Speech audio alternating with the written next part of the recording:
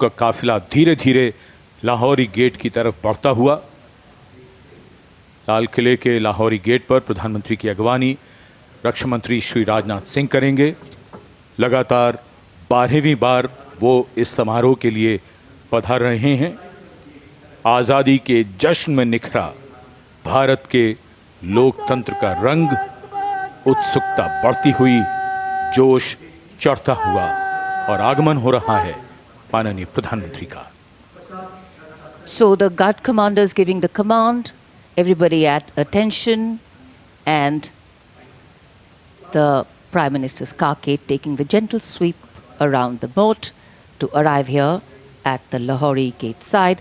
The Republic of India celebrating its 79th Independence Day, and the leader of the government of the largest democracy in the world being accorded a ceremonial salute and welcome.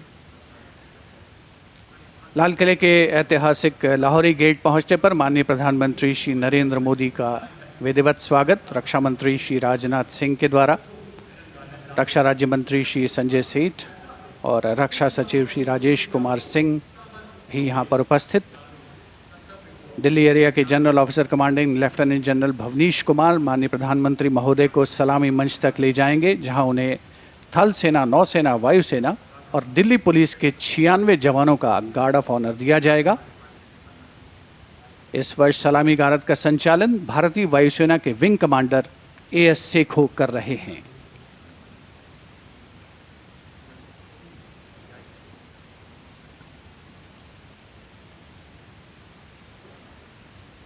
सेना police सम्मान guard general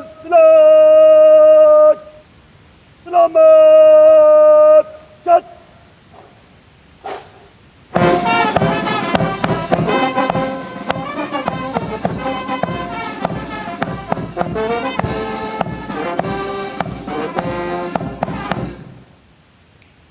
सेना police सम्मान guard अजब तक।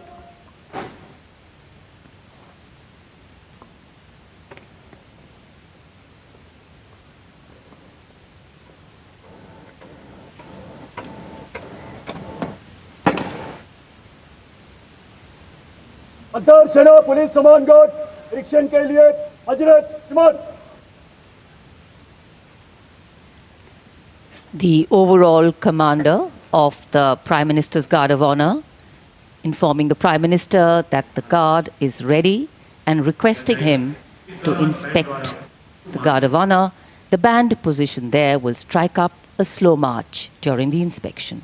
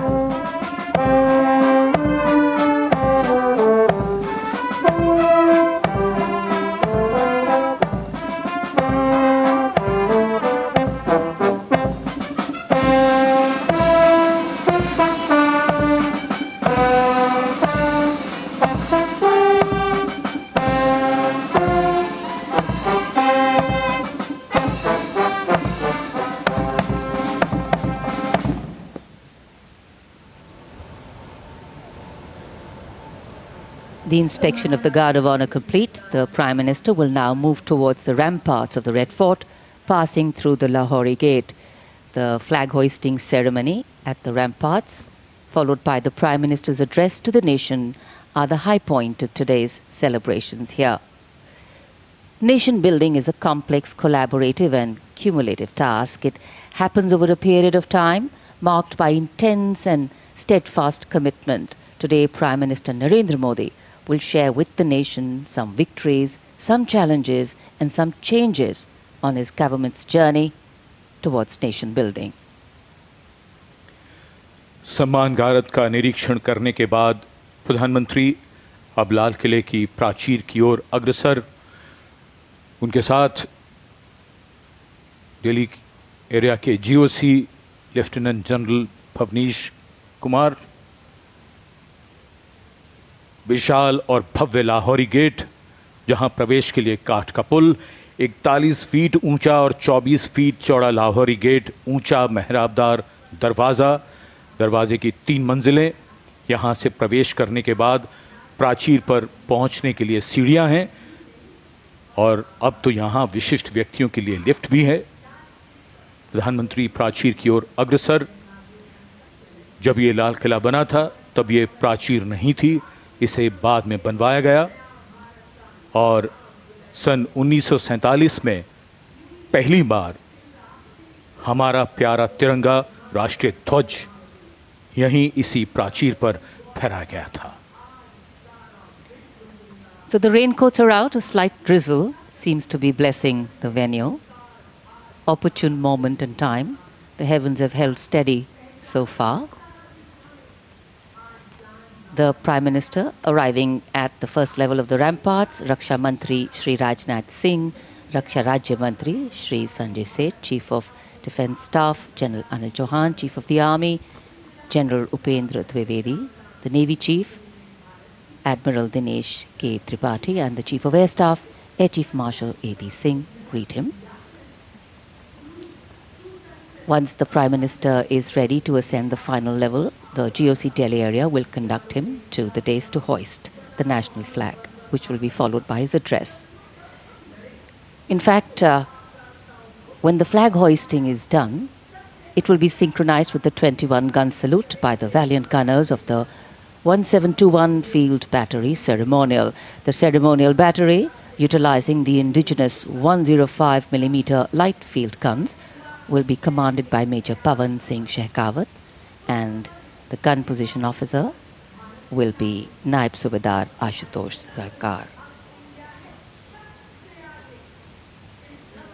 As soon as the national flag is hoisted by the Prime Minister,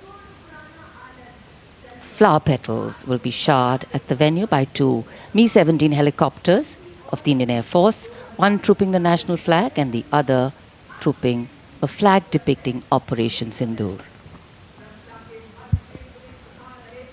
लाल किले के सामने का पूरा इलाका सर्वधर्म समभाव की अनूठी तस्वीर पेश करता है। लाल किले के ठीक सामने बाईं ओर श्री दिगंबर जैन लाल जी मंदिर, लाल रंग का ये प्राचीन मंदिर जिसमें पक्षियों का एक अस्पताल भी है। इसी जैन मंदिर के साथ जरा सा आगे बढ़ने पर प्राचीन गौरी शंकर मंदिर है। गौरी शंकर मंदिर और लाल किले के बाईं ओर सामने भोजला पहाड़ी पर ऐतिहासिक लाल पत्थर से बनी जामा मस्जिद, त्याग, बलिदान और श्रद्धा का प्रतीक गुरुद्वारा सीसगंज, जिसके सुनहरे गुंबद दूर से ही चमकते हैं।